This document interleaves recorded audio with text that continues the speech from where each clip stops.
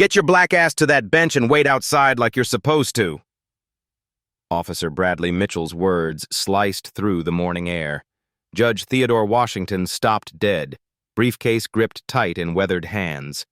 Mitchell jabbed his finger toward a bench where other black visitors sat waiting. His sneer twisted with pure disgust. "Move it. Wait outside." The 68-year-old man's dignity crumbled under the public humiliation. White lawyers walked past unchallenged, while Mitchell's hate-filled stare burned into him. 3 weeks on the job, and Mitchell had already chosen his targets. The elderly man's pressed suit didn't matter. His quiet respect didn't matter. His obvious education didn't matter. Only his black skin mattered to Bradley Mitchell. The courthouse steps became a stage for American racism in broad daylight. Have you ever watched someone's soul get crushed by words designed to destroy? Cumberland County Courthouse rose like a temple to justice. Marble columns gleamed white against the October sky, while carved eagles watched over citizens seeking fairness. The morning rush brought lawyers clutching briefcases, clerks balancing coffee cups, and families hoping for mercy. Judge Theodore Washington had walked these same steps for 25 years. His Honda Civic sat in the visitor lot today, his usual spot being serviced.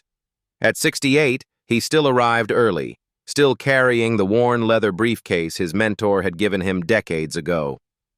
The smell of fresh coffee drifted from the lobby as Washington helped an elderly white woman gather scattered papers. Her grateful smile reminded him why he'd chosen law over lucrative corporate work. Justice wasn't about money. It was about dignity. His phone buzzed. A text from his clerk about schedule changes. Court started at 9 sharp, and Washington never kept people waiting. He climbed the courthouse steps at 8:47 a.m., briefcase swinging gently. Officer Bradley Mitchell adjusted his new security radio. 3 weeks into his courthouse assignment, and he was already making his mark. The TSA had been too restrictive, too many rules about profiling. Here, he could trust his instincts about people. Mitchell's previous supervisor had planned personnel introductions for next week. Too late now. The new guard had already decided who belonged and who didn't. His aviator sunglasses reflected the morning sun as he studied each approaching face like a hawk hunting prey. The courthouse lobby buzzed with familiar energy. Attorneys nodded to clerks they'd known for years. Bailiffs shared weekend stories over coffee. Security cameras captured every interaction, every smile, every moment of professional respect. Photos lined the lobby walls, governor handshakes, retirement ceremonies. Judge Washington's 20-year service portrait hung near the main entrance, his dignified smile watching over daily courthouse life. Mitchell walked past it twice daily, never really looking. Court clerk Maria Gonzalez sorted morning files behind bulletproof glass. She'd worked with Judge Washington for 15 years, knew his coffee order, remembered his granddaughter's birthday. The judge treated everyone with equal respect, from Supreme Court justices to courthouse janitors. Mitchell's radio crackled with morning check-ins. He responded with clipped professional tones learned from airport security. Control the crowd. Trust no one. Watch for suspicious behavior. People lied about their intentions every single day. The morning light cast long shadows across the courthouse plaza. American flags snapped in the autumn breeze while early commuters hurried past. Normal people heading to normal jobs, unaware that history was about to unfold on these marble steps. Washington checked his watch. 8:48 a.m. Plenty of time to review sentencing notes before court. He'd spent Sunday evening reading about the young defendant's troubled childhood, weighing justice against mercy. These decisions kept him awake at night, but that meant he was doing the job right.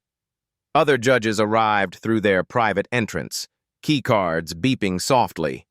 Washington could have used that entrance too, but he preferred walking among the people he served. Democracy worked best when judges remembered they were public servants, not untouchable royalty. Mitchell's eyes tracked every black face approaching the entrance.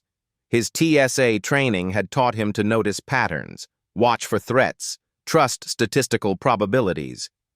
3 weeks of courthouse duty had confirmed his suspicions about certain types of people. The security checkpoint hummed with electronic efficiency. Metal detectors beeped occasionally. X-ray machines revealed hidden items. Mitchell's colleagues processed the morning crowd with professional courtesy, checking IDs quickly before waving people through.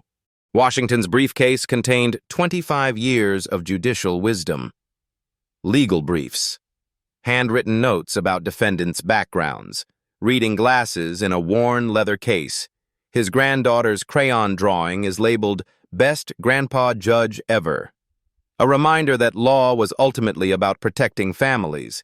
The courthouse inscription promised equal justice under law.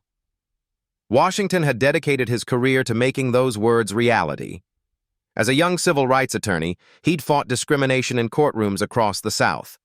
As a judge, he'd worked to ensure fair treatment regardless of race, class, or background. Mitchell straightened his uniform and checked his equipment. Taser charged, radio working, authority established. Time to show this courthouse what real security looked like. No more soft treatment for suspicious individuals trying to talk their way past proper procedures. The morning sun climbed higher, warming marble steps where countless citizens had sought justice. Today would add another chapter to the courthouse's long history. Some chapters celebrated American ideals. Others revealed how far the country still had to travel.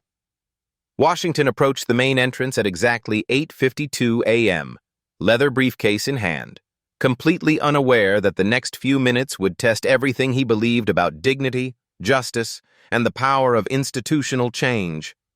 Judge Washington approached the metal detector with the confident stride of someone who belonged. His worn leather briefcase swung gently as morning sunlight warmed the courthouse steps behind him. Officer Mitchell stepped forward like a wall of authority. His hand shot up in a traffic cop's stop gesture, aviator sunglasses reflecting Washington's surprised face. "Whoa there, Pops!" "Courthouse employees only. You need to wait outside with the rest of them." Mitchell's finger jabbed toward the bench where 4 black community members sat waiting for hearings. The gesture carried the casual cruelty of a man sorting livestock. Washington paused, briefcase steady in weathered hands. 25 years of judicial experience had taught him to stay calm under pressure. But this felt different. This felt personal. "I'm sorry, officer, but I believe there's been a misunderstanding. I work here." Mitchell's laugh carried no humor. He looked Washington up and down, cataloging the simple dark suit, the old briefcase, the absence of obvious lawyer accessories. His TSA training kicked in hard. Trust no one, especially people who claimed special privileges. "Right, and I'm the Chief Justice. Look, buddy, I've been here 3 weeks and I know every employee. I don't know you, so you wait outside like everyone else." The words hit like physical blows. Washington felt eyes turning toward them as the morning crowd slowed to watch. Attorney Sarah Carter pulled out her phone, recognizing something newsworthy unfolding. Court clerk Maria Gonzalez spotted the confrontation through glass doors. Her 15 years with Judge Washington kicked her into protective mode. She started moving toward the entrance, files scattered behind her. White lawyers continued streaming past Mitchell with barely a glance. Quick ID checks, professional nods, immediate entry. The contrast couldn't have been sharper or more deliberate. Washington reached slowly for his courthouse ID badge, movements careful and non-threatening. Dignity required patience, even when patience felt impossible. "Officer, I understand you're new here. If you'll allow me to show you my identification." "Don't reach for anything. Hands where I can see them." Mitchell's voice cracked like a whip across the courthouse plaza. His hand dropped to his taser, causing murmurs in the growing crowd. Airport security reflexes took complete control of his judgment. "You people always try to argue your way in. Not happening on my watch." The racial coding wasn't subtle. Washington's jaw tightened as he raised both hands, briefcase dangling from his wrist. 30 years of civil rights work had prepared him for moments like this, but preparation never made humiliation easier. Mitchell forced Washington against the courthouse wall, hands spread wide like a common criminal. The worn marble felt cold against his palms as whispers rippled through the gathering crowd. "This is shameful, just shameful," muttered an elderly black woman from the bench. Her voice carried decades of watching similar scenes play out across America. Attorney Carter's live stream began with shaking hands. "Y'all are not going to believe this. This cop is about to make the biggest mistake of his career." Mitchell patted Washington down roughly, professional courtesy abandoned for public theater. He removed the wallet, briefcase, and courthouse ID without looking carefully at any of them. "Fake IDs are a federal crime, old man. 3 weeks here and I've seen it all. You're not fooling anybody." Washington's internal GPS remained steady despite the storm. He noted badge numbers, witness faces, exact times. This humiliation would serve a purpose if he stayed focused on the larger picture. Mitchell glanced at the courthouse ID like a man checking expired milk. He'd never seen what a judge's identification looked like, only clerk and lawyer badges during his rushed orientation. "This doesn't look right. Could be fake, could be stolen. You people are always trying to scam your way into places you don't belong." The briefcase contents spilled across marble steps when Mitchell tossed it aside. Legal documents scattered in the autumn breeze while Washington watched 25 years of judicial work treated like garbage. "Officer, I strongly suggest you look more carefully at that identification and perhaps call your supervisor." Washington's voice carried the quiet authority that had commanded courtrooms for decades. But Mitchell heard only an old black man trying to talk his way out of trouble. "I don't need my supervisor to spot troublemakers. 3 weeks here and I can read people like a book. You've got 60 seconds to get back to that bench and wait outside like you're supposed to, or you're going to jail." Maria Gonzalez reached the glass doors, frantically waving at bailiffs inside. Other courthouse employees gathered, recognizing Judge Washington's distinctive profile even from behind. The live stream viewers climbed rapidly as Carter provided running commentary. "This cop doesn't know who he's messing with. This is about to get very real, very fast." Mitchell checked his watch with theatrical authority. "Time's up, Grandpa. You're under arrest for trespassing and attempting to gain unauthorized access to a federal building." He reached for handcuffs with the confidence of a man protecting America itself. 3 weeks of courthouse duty had convinced him that firm action prevented bigger problems later. Washington closed his eyes briefly, thinking of his father who'd faced worse indignities with equal grace. Sometimes dignity requires enduring injustice to expose injustice. "Officer Mitchell, yes, I can read your nameplate. You are making the gravest error of your very short career here. When this is resolved, remember that I gave you multiple opportunities to simply verify my identity properly." Mitchell snapped the handcuffs tight, metal biting into Washington's wrists. The crowd's murmurs turned to open anger as the respected judge became a common prisoner. "Save your threats for your public defender, Your Honor. You're about to learn what happens when you lie to federal security officers." The perp walk began down courthouse steps toward Mitchell's patrol car. Washington maintained his dignity despite the handcuffs, walking with the measured pace of a man who'd faced down much worse than one ignorant security guard. Attorney Carter's live stream exploded with comments. Thousands of viewers watched in real time as American justice revealed its ugliest face. The courthouse inscription, "Equal Justice Under Law," provided bitter irony as an actual judge was arrested for being black while judicial. Inside the courthouse, bailiffs frantically searched for supervisors. Judge Washington's morning docket waited in confusion while defendants wondered why their hearings hadn't started. The clock read 8:58 a.m. In 2 minutes, Washington should have been taking the bench. Instead, he was being stuffed into a patrol car by a 3-week security guard who'd just arrested one of North Carolina's most respected jurists. Mitchell slammed the car door with satisfaction. Another troublemaker was handled properly. Another victory for courthouse security. Another day of protecting real Americans from people who didn't belong. He had no idea that his career, his reputation, and his entire worldview were about to explode in exactly 60 seconds. Mitchell keyed his radio with the swagger of a man saving democracy. Code 10-54, need backup at main entrance. Uncooperative individuals refusing to comply with security directives. Officer Dennis Murphy arrived within minutes, slightly out of breath from his courthouse patrol. 6 months on the job made him feel like a veteran compared to Mitchell's 3 weeks. "What's the situation, Brad?" Mitchell gestured toward Washington, sitting handcuffed in the patrol car. "Got a vagrant here claiming to work at the courthouse, probably causing the place for something to steal. You know how they are." The casual racism hung in the air like poison gas. Murphy nodded automatically, trusting his partner's judgment despite the growing crowd of agitated witnesses. "Let's get him processed before he causes more trouble." Mitchell yanked Washington from the patrol car, handcuffs gleaming in morning sunlight.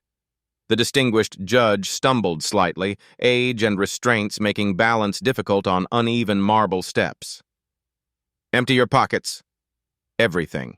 Could be stolen credit cards, counterfeit bills, burglary tools. These people always carry something illegal.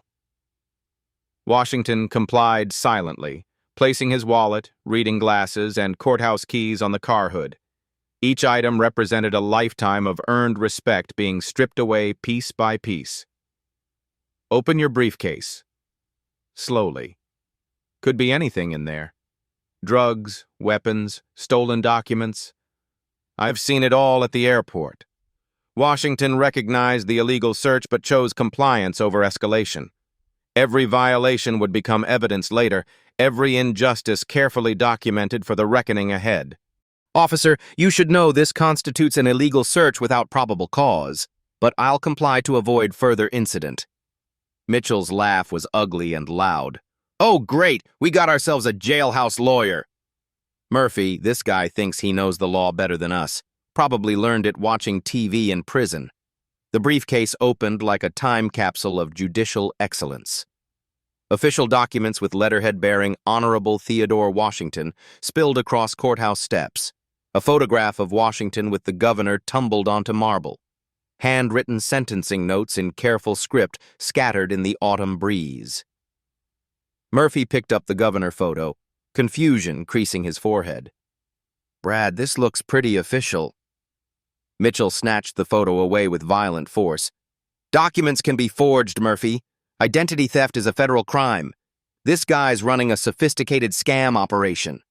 Washington's reading glasses case fell open, revealing wire-rimmed spectacles worn smooth by decades of legal reading. A child's crayon drawing fluttered past, labeled "Best Grandpa Judge Ever" in purple marker. "Look at this fancy writing," Mitchell said, reading Washington's personal notes aloud with mocking drama. "Remember the defendant's difficult childhood. Consider rehabilitation over punishment. What kind of bleeding heart liberal propaganda is this nonsense?" The crowd's anger grew tangible as more courthouse employees recognized their beloved judge being humiliated. Attorney Carter's live stream now had 5,000 viewers, comments exploding with righteous outrage. Court clerk Maria Gonzalez banged frantically on glass doors, trying to get inside to alert other judges. Security cameras captured every moment while courthouse employees pressed against windows like helpless spectators watching a car crash. Mitchell grabbed Washington's collar and forced him to face the gathering crowd. "Look at all these people watching you get arrested." This is what happens when you try to fool the system. He shoved Washington against the courthouse wall harder, causing the briefcase contents to scatter wider across marble steps. Legal briefs from major cases mixed with personal photos and judicial correspondence like confetti from a destroyed life. Mitchell pulled out Washington's wallet and began reading personal information aloud like a carnival barker. Theodore Washington, age 68, Maple Street address. Probably stole this whole identity from some dead judge. He held up Washington's driver's license for the crowd to see, like a trophy hunter displaying his kill. Look at this fake license. Got it from the same criminal network that made the fake courthouse ID. Mitchell's voice grew louder, feeding off the crowd's attention. This is organized crime, people. Identity theft, document forgery, federal impersonation. This old man thought he could waltz in here and fool professional law enforcement. Reverend Dr. James Butler pushed through the growing crowd, his pastoral authority carrying him forward. 20 years of knowing Judge Washington personally made his intervention urgent and absolutely necessary. Officers, please! This man is Judge Theodore Washington. He presided over this courthouse for 25 years. I've known him since he was first appointed. This is a terrible mistake. Mitchell whirled around, hand moving instinctively to his taser. Step back, Reverend. Don't interfere with federal security or you'll be arrested too. I don't care what lies people tell you about this criminal. The threat against a respected community leader sent shockwaves through the crowd. Cell phones emerged like weapons, recording every word and gesture for digital posterity. You want to know what's really going on here? Mitchell addressed the crowd like a politician at a rally. These criminals work together. They coach each other on what to say, what stories to tell, how to manipulate good people's sympathy. He grabbed a handful of Washington's scattered documents and waved them in the air. Professional forgeries. Look at this fake letterhead, these phony seals. Somebody spent serious money making these documents look authentic.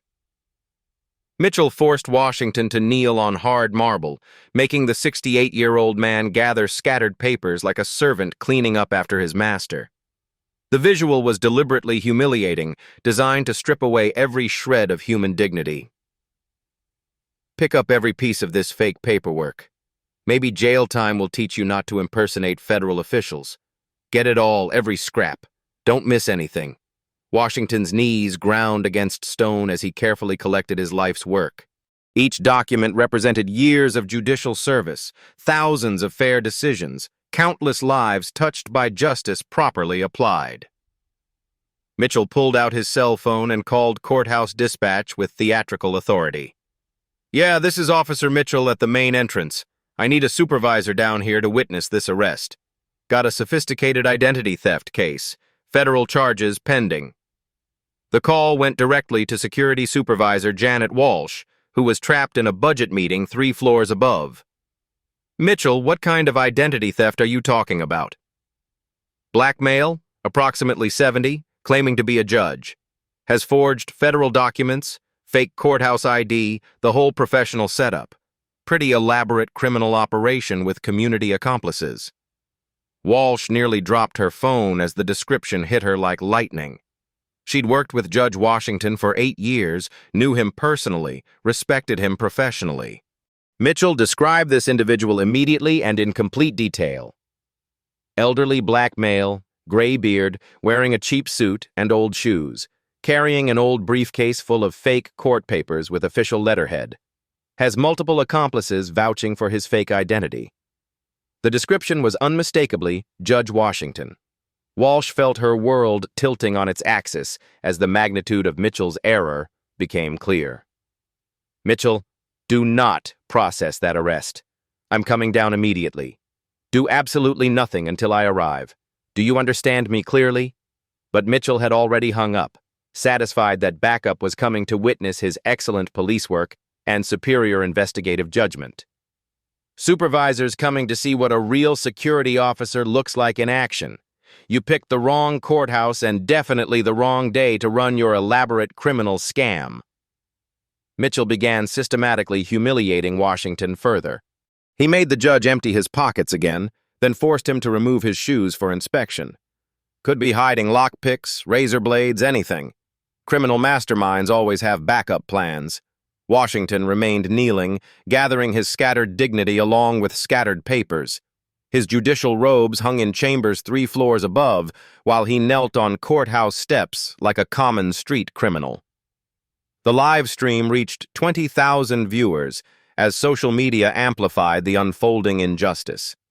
Comments ranged from outrage to disbelief to specific promises of consequences for Mitchell's rapidly ending career. Murphy shifted uncomfortably as mounting evidence suggested something was terribly, horribly wrong. Brad, maybe we should wait for the supervisor before we transport him. Something feels really off about this whole situation. Murphy, don't go soft on me now. This is exactly the kind of sophisticated criminal activity we're here to prevent and prosecute. Real police work requires commitment. Mitchell grabbed Washington's arm and hauled him back to his feet with unnecessary force. The handcuffs had cut circulation, leaving the judge's hands pale and completely numb. You're going to the county lockup until we sort out all these fake documents and criminal charges. Maybe a night in jail will convince you to find a more honest line of work. Washington looked directly into Mitchell's eyes with quiet authority that had commanded courtrooms for decades. Officer Mitchell, when this ends, and it will end very soon, I want you to remember this moment. Remember how it felt to have absolute power over another human being. The courthouse clock chimed 8:59 a.m. as disaster approached at light speed. At exactly 8:59 a.m., the massive courthouse doors exploded open with the force of institutional panic. Chief Judge Margaret Harrison burst through like an avenging angel, her judicial robes billowing behind her as 3 bailiffs and security supervisor Janet Walsh followed at a dead sprint. Officer Mitchell, release Judge Washington immediately. Her voice carried across the courthouse plaza with the authority of 20 years on the bench. The entire crowd froze as if struck by lightning. Mitchell stopped mid-stride, still gripping Washington's handcuffed arm. His confident smirk faltered as he processed the words. Judge Washington. That couldn't be right. Ma'am, this individual was impersonating a court official. This individual is the Honorable Theodore Washington, senior judge of this courthouse for 25 years. Chief Judge Harrison held up her phone, displaying Judge Washington's official portrait from the courthouse website. The resemblance was unmistakable. The same dignified face, the same silver beard, the same quiet authority that had guided thousands of legal proceedings. Mitchell's world collapsed in real time. Color drained from his face as reality crashed down like a demolition ball.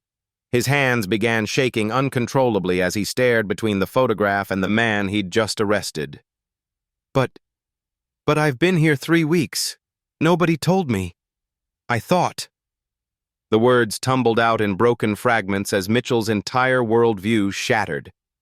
3 weeks of confidence evaporated in 3 seconds of truth. Security Supervisor Walsh arrived breathless, her face flushed with horror and disbelief. She'd run down 3 flights of stairs, knowing exactly what nightmare was unfolding on her watch. Mitchell, what have you done? What have you done to Judge Washington? Bailiff Carl Stevens, who'd worked with Judge Washington for 15 years, removed the handcuffs with trembling hands.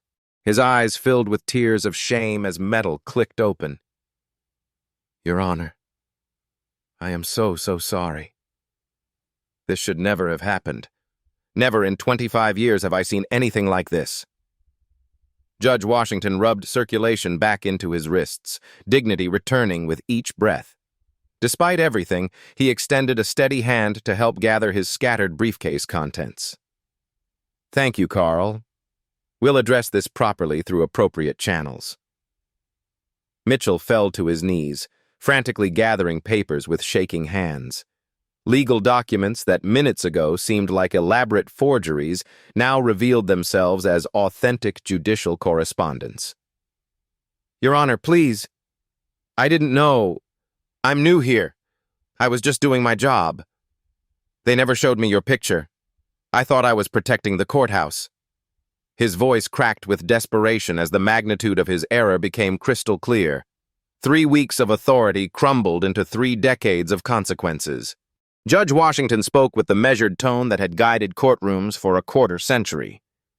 Officer Mitchell, tell me, what exactly did you think when you saw me? That an elderly black man couldn't possibly belong in this courthouse except as a defendant or custodian. The question hung in the air like a sword of justice. Mitchell had no answer because the truth was too ugly to speak aloud. The crowd erupted in vindication. Attorney Carter's live stream exploded to 25,000 viewers as comments flooded in from around the world.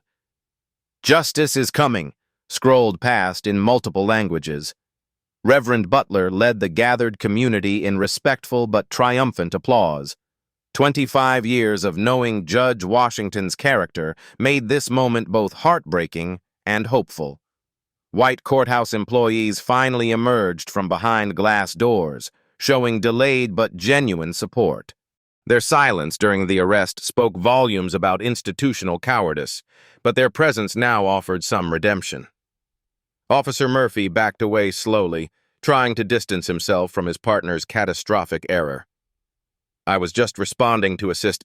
I didn't know. Brad called for backup. I never touched him." Security Supervisor Walsh's face burned with professional shame. "Mitchell!" Badge and radio. "Right now. You're suspended pending full investigation." Mitchell's hands shook as he removed his badge, the symbol of authority that had corrupted his judgment so completely.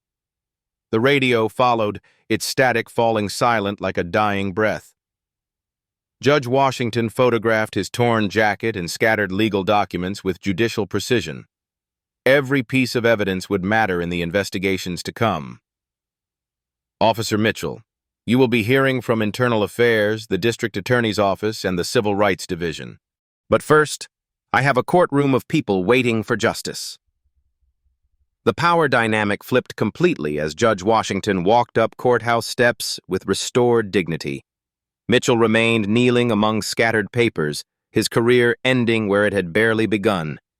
Chief Judge Harrison's voice carried the weight of institutional authority. "Officer Mitchell, you're suspended without pay effective immediately. Report to Internal Affairs at 2 p.m. today. Do not return to courthouse property." Judge Washington paused at the courthouse entrance, looking back at Mitchell kneeling in the debris of his own making.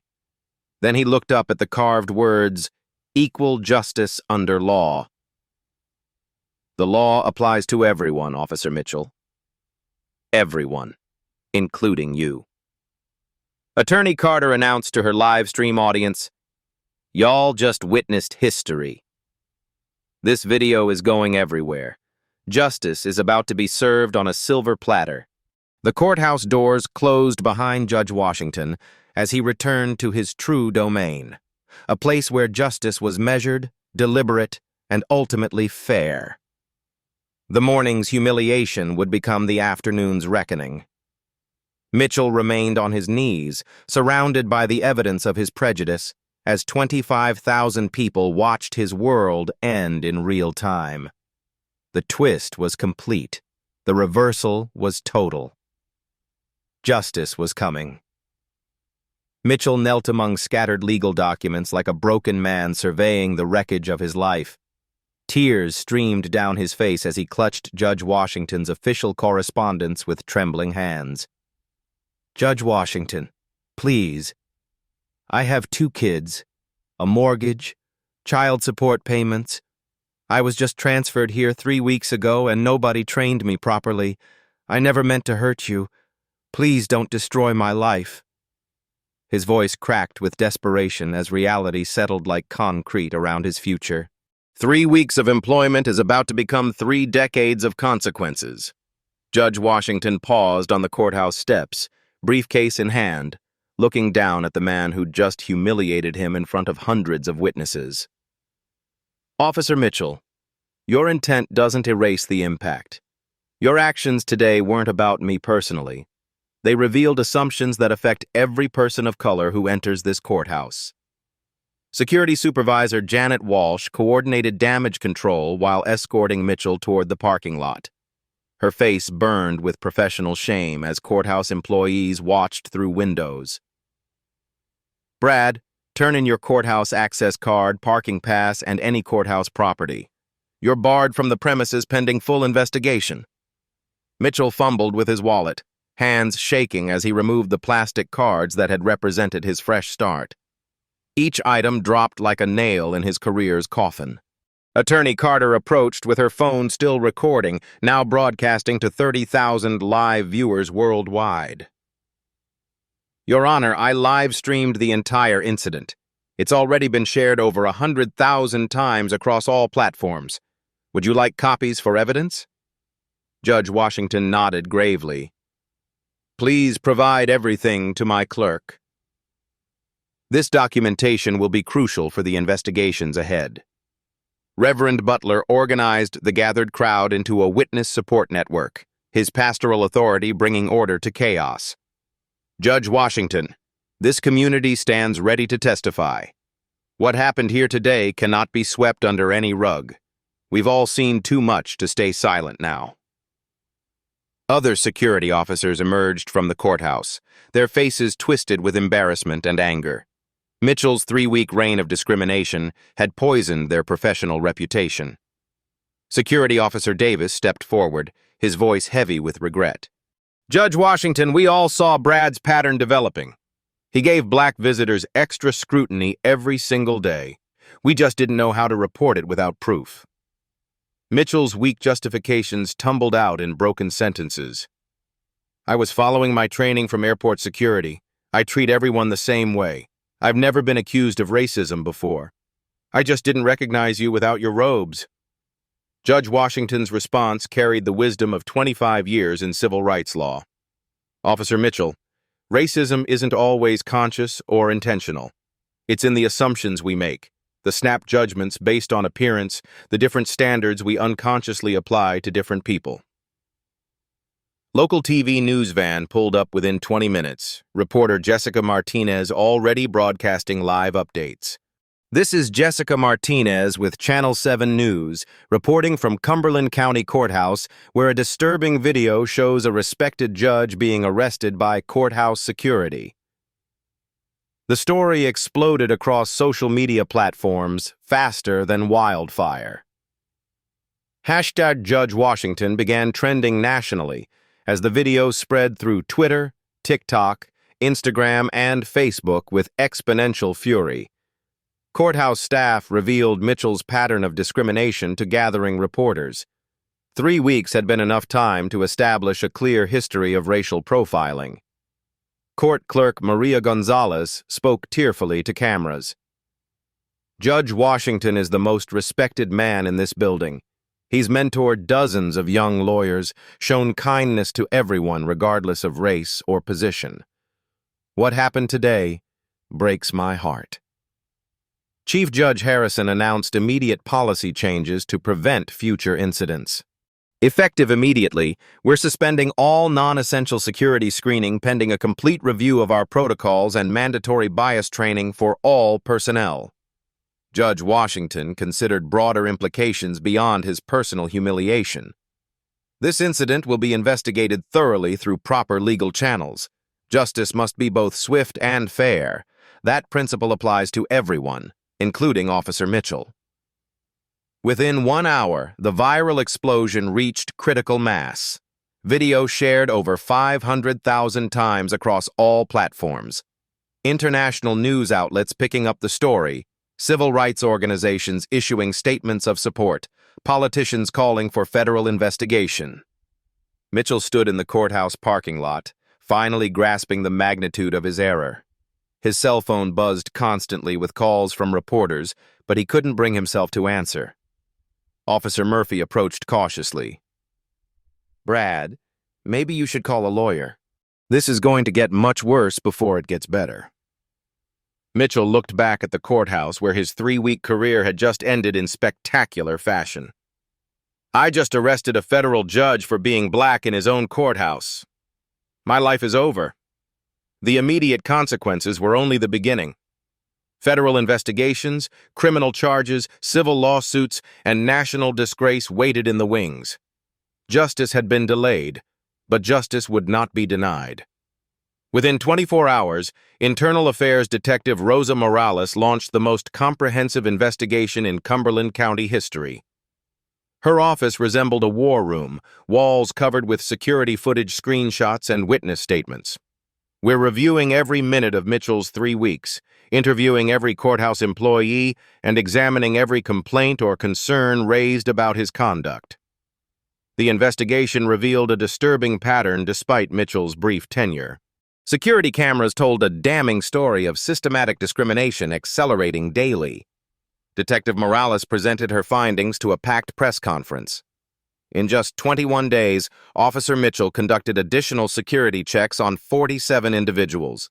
42 were people of color. This represents 90% targeting based solely on racial appearance. The viral video phenomenon exploded beyond anyone's imagination. Attorney Carter's live stream became the most watched courthouse incident in social media history. Within 48 hours, 8 million views across all platforms, featured on every major news network. International coverage from BBC, CNN, Al Jazeera. Celebrity endorsements from civil rights leaders. The hashtag number sign. Wait Outside became a rallying cry for courthouse discrimination stories nationwide. Thousands of people shared similar experiences of being profiled, searched, and humiliated by security personnel. Federal investigators arrived within 72 hours as the Department of Justice Civil Rights Division opened a full investigation into courthouse practices. DOJ attorney Sarah Kim addressed the media with federal authority. We're examining whether this incident represents a broader pattern of civil rights violations requiring federal intervention and ongoing oversight. Background investigations revealed Mitchell's troubling employment history. Records showed previous discrimination complaints at his TSA position, carefully buried in personnel files. Airport supervisor James Martinez spoke anonymously to reporters. We had complaints about Brad profiling Middle Eastern passengers, but management always found technicalities to avoid discipline. We were relieved when he transferred out. Security footage from Mitchell's 3 weeks created a devastating timeline of escalating discrimination. Video montages showed clear differential treatment. White visitors waved through with minimal checking. Black visitors subjected to extended questioning. Latino families required to provide additional documentation. Asian attorneys asked for extra identification. Verification audio recordings captured Mitchell's racially charged comments to fellow officers. His voice echoed through courthouse corridors as evidence mounted. These people always try something sneaky. You have to watch them constantly or they'll take advantage of any weakness in security.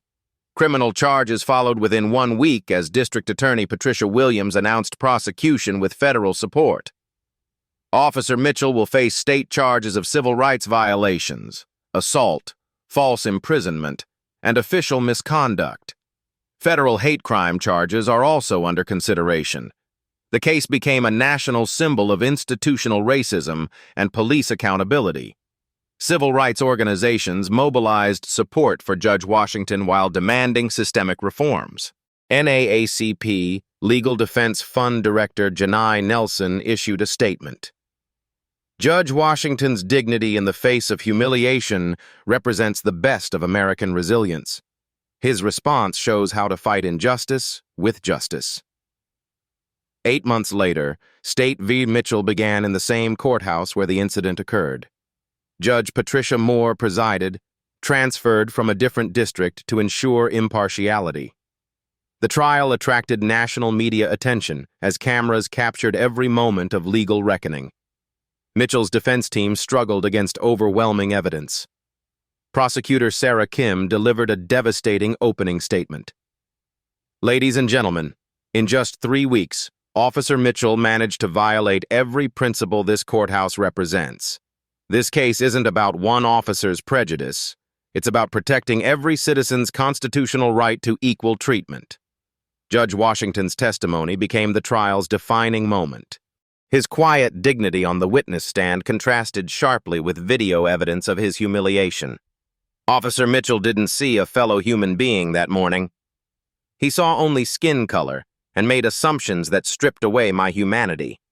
That's the definition of institutional racism.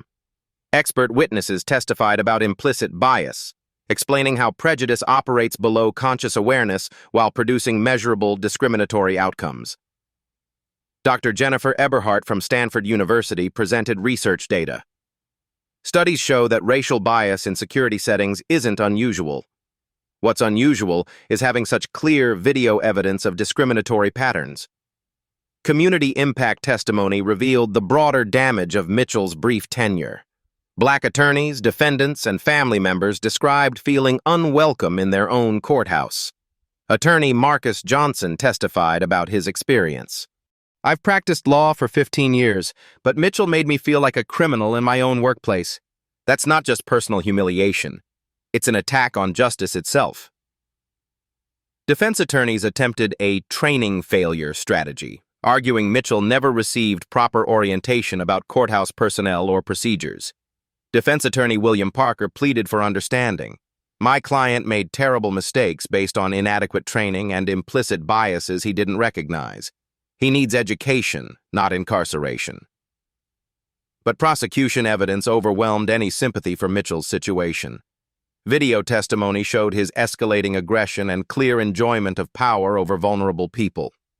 The jury deliberated for only 90 minutes before returning guilty verdicts on all counts.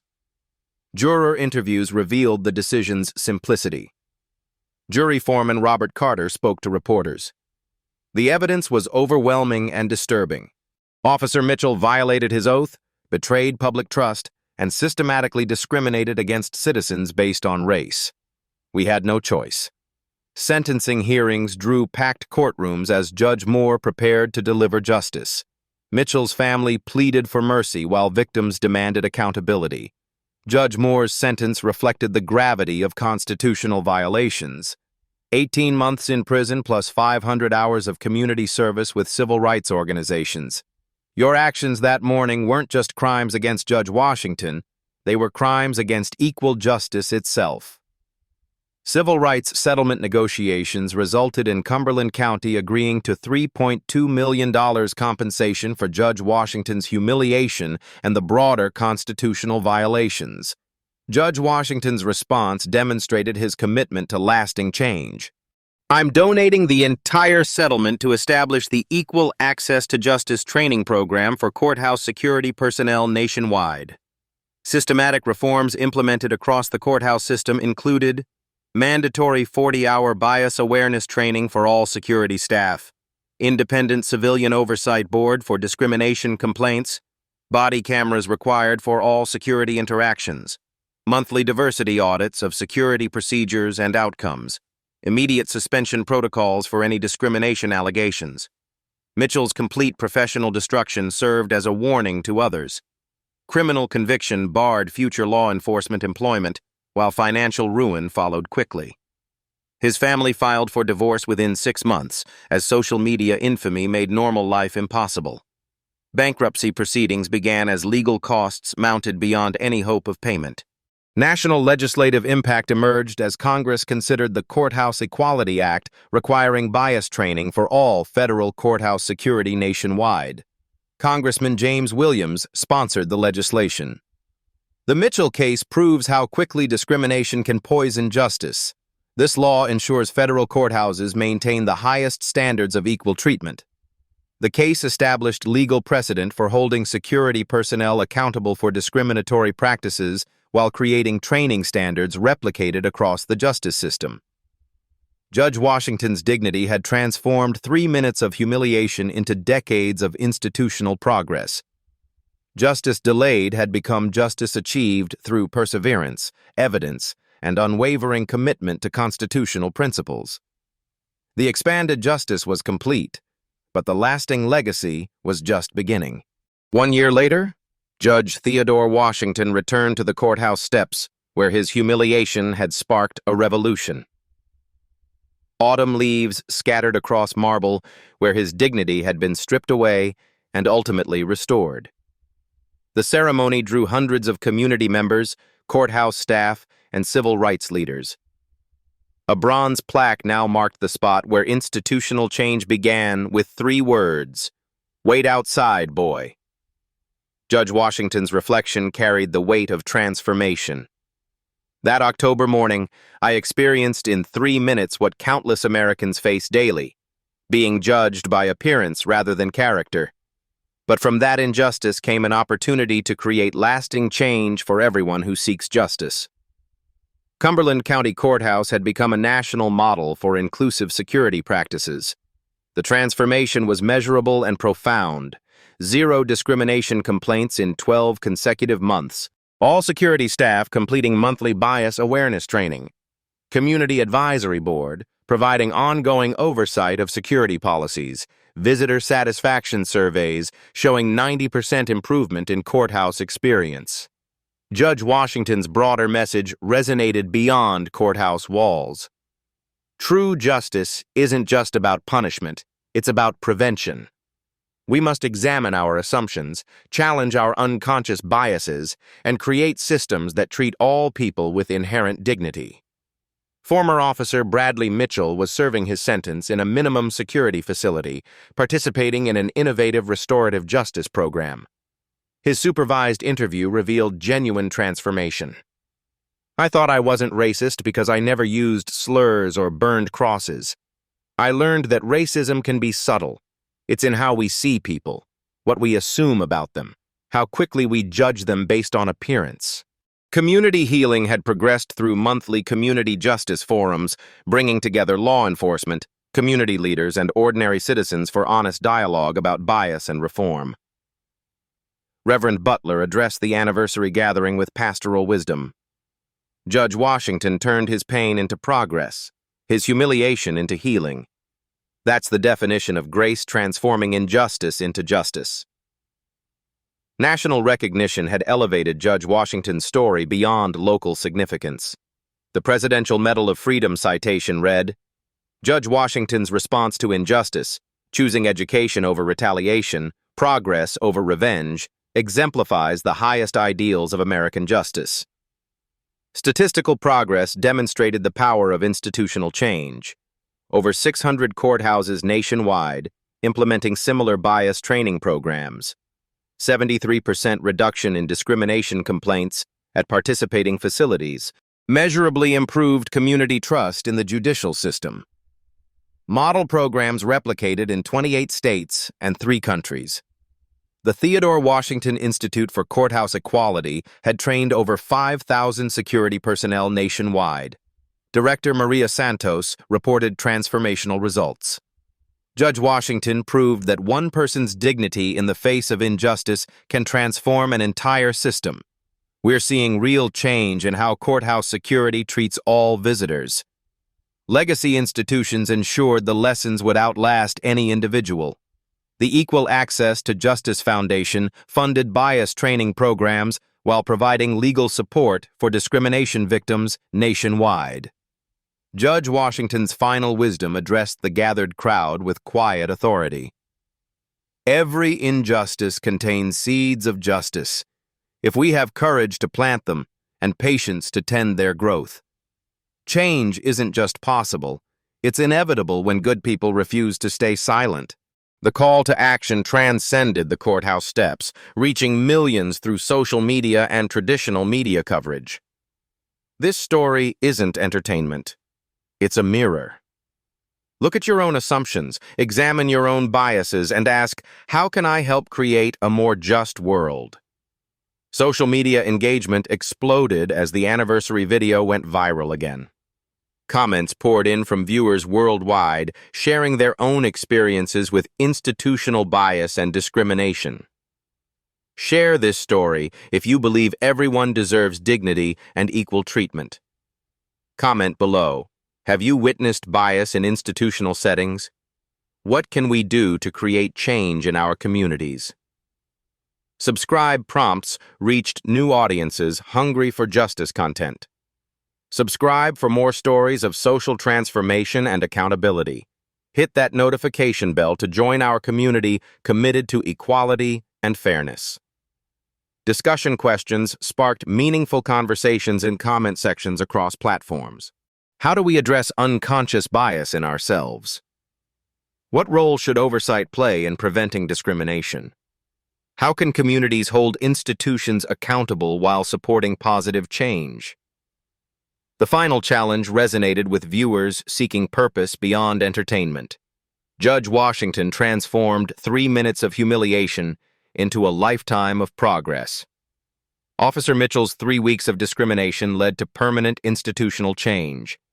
What injustice in your community could become an opportunity for positive transformation? Closing impact statistics demonstrated the story's real-world consequences. Original video, 75 million views across all platforms. Inspired, over 2,000 bias training programs nationally. Generated, $3.2 million for civil rights education and reform. Created, permanent institutional change in courthouse access policies. Prevented, countless future discriminatory incidents through education and oversight. The end card message delivered hope grounded in action. Real change happens when dignity meets injustice and refuses to be broken. Your voice matters. Your actions count. Justice delayed is justice denied. But justice pursued with grace and determination is justice achieved for all. The choice and the power belong to every viewer willing to transform their own corner of the world